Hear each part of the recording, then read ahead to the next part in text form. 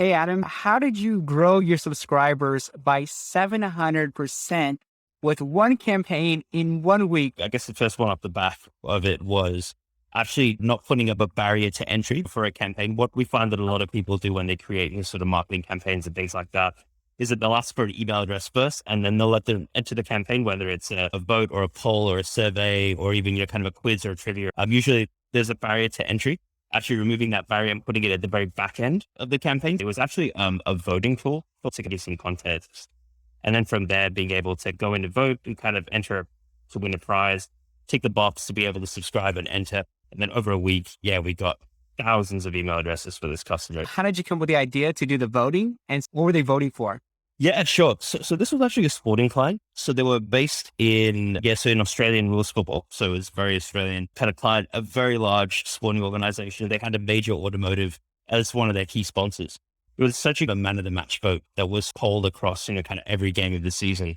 We realized that lots of their fans were essentially posting for, oh, this was my man of the match, and providing analysis, all kind of kept within the comments of the actual social media posts. But the brand had no ownership, but they were just creating a Facebook post and then they were letting their fans sort of talk about it. So the idea that we went back to them with was, what if you actually created a mini campaign that kind of pre, during, and post game, you're able to promote this content, sponsor branded up so that the brand also had some equity and had a stake in that conversation as well. And then off the back of that, you can actually build your email database and also that for your partner as well for the automotive brand. A really simple polling, which we built into our platform, into Campaignware, just an available template, which you can jump in and use really easily. But it was just very little tweaking that was used, just attaching some backgrounds, putting in some additional logos, things along those lines, and then being able to roll it out. And there was push through Facebook, push through Twitter, push through email, push notification as well on their app, but driven to essentially a landing page. And then from there, the voting kind of happens. It's almost like a micro campaign or a micro piece of digital content. If that makes sense. Got it. So you said they were already voting on social media in the comments. What was the incentive for them to vote on this specific landing page, this branded landing page? There was absolutely no incentive, which is the craziest thing. Because normally when you look at competitions like this, it's usually win a car, win some money, win a signed jersey, to get an autograph, win a Zoom call with your favorite player. The audience kind of felt like, oh, this is just part of the competition if I want my vote to be registered. And it wasn't that way at all. I think it was just almost the way that the actual campaign flowed. We ran that campaign 23 times over and over again. And we found that over time, the sort of results would degrade because you'd find that the same people would come back over and over again. But even the conversion rates were 70 to 80% every time. And then they would just get slightly smaller. But even towards the end of that campaign, at the end of the 23 sort of weeks, you were still looking at high 50s, even that. So it was really strong for what it was. When did they actually have to add their email address into this? The data was far more than just email address. So essentially it was name, phone number, email. Then obviously the opt-in to subscribe to marketing comms, not only for the club, but also for the partner as well. But then off the back of that, they had 3 additional questions that they changed every single time in the form. First one was, what make of car do you drive? The second one was, do you buy your cars new or secondhand? And then the third one was, are you in the market to buy a car now, in the next 3 to 6 months, 6 to 12 months, or not at all? So the form was actually ridiculously long. I think it was about 7 or 8 fields by the end of it. So it was quite complex. But again, because we let the person engage first, then we let them actually enter the campaign first. And then we put the form at the very back end. They were already in the flow. And I feel like the easiest way to explain it would be, it's almost using the engagement as a Trojan horse, if you want to give it that way, where you're letting them engage, you're letting them enter the campaign, have a good experience, and then you capture the data afterwards. It's actually the way that we built our software, is to be able to work on that guiding principle, give them a great experience, and then they'll happily give you their data afterwards. It's worked for us every single time since. You talked about the form had 7 fields. What? Were all of those mandatory, or were some of them optional? Some of them were optional for like looking at car buying information data, but the name, email address, all that kind of stuff, that was all required data. One of the key feature that we had in that actual experience was, after you leave your data, then we provide sort of results and stats. 30% of people voted for X player, 40% of people voted for X player, et cetera, et cetera.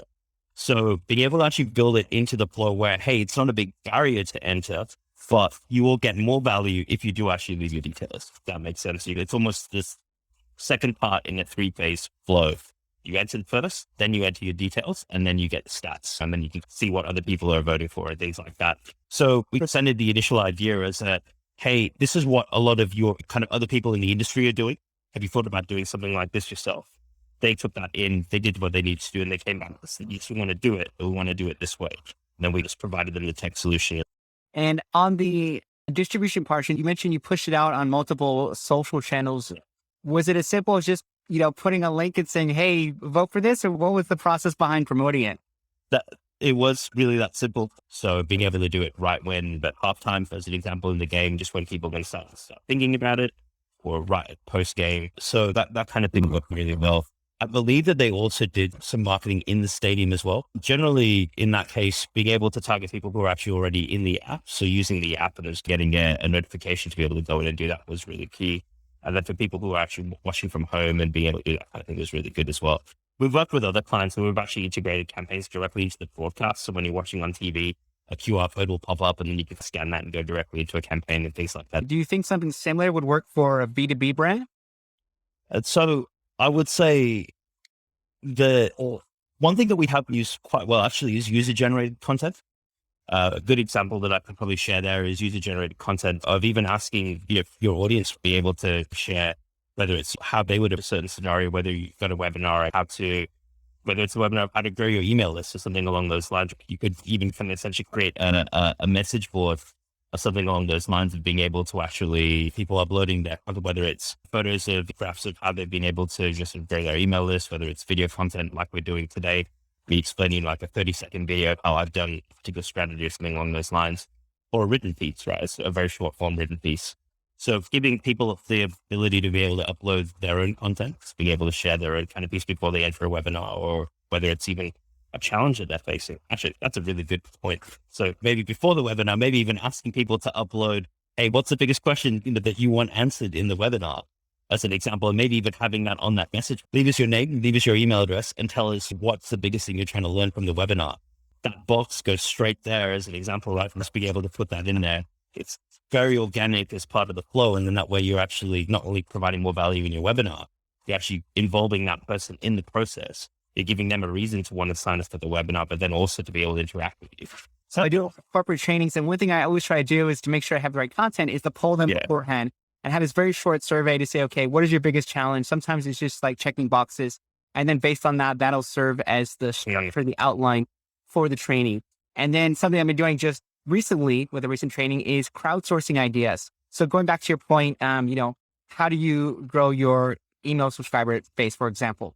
And it's one way which most brands do it. And they just say, okay, here's 5 ways to do it. But to your point, crowdsourcing some of those ideas and having some of the participants share it. And then I use a tool called Mentimeter that just displays it. So I can see all the responses at one time. So if I have the poll question, what's your number one way in which you're growing your newsletters, Facebook groups, LinkedIn, et cetera, you could see that live. So I do that to go through and show them kind of peer-to-peer learning, even if it's on a virtual thing. But you brought up another good point that's, I don't know if it would work in B2B. It'd have to probably be more of like an in-person conference. I know some people do that naturally. You talk about user-generated content. So for example, it's a photo competition with the best photo from the event, or what's your key learning from this event. Upload it, and you get a free, whatever it is. And so I think that could be a nice way to do it. Say we talked about free, which is the pre-training survey. We talked about journey, which is crowdsourcing ideas. And then we talked about post, which is having user-generated contest for people to upload their favorite key takeaways or photos from the events. Just a riff on the free, to be able to use that as a free, like for example, in the Campaignware platform with our UGC template. So for example, if somebody uploads a question or something along those lines, people can go in and potentially tick off the ones that they also like. So you could actually get that sort of that polling effect, if that's the right word to use, to be able to almost do a pre-screen, almost, if you want to think of it that way, in terms of what people are looking for. I really like that idea because I've seen that in some events, like different webinar platforms have it where you can pose a question that people can upload it essentially. I want to listen to that response. But that process beforehand, I think is quite interesting, which I haven't seen before. It's going back to what we were saying is having them fill out what their biggest challenge is or what they went through the session and then have people upvote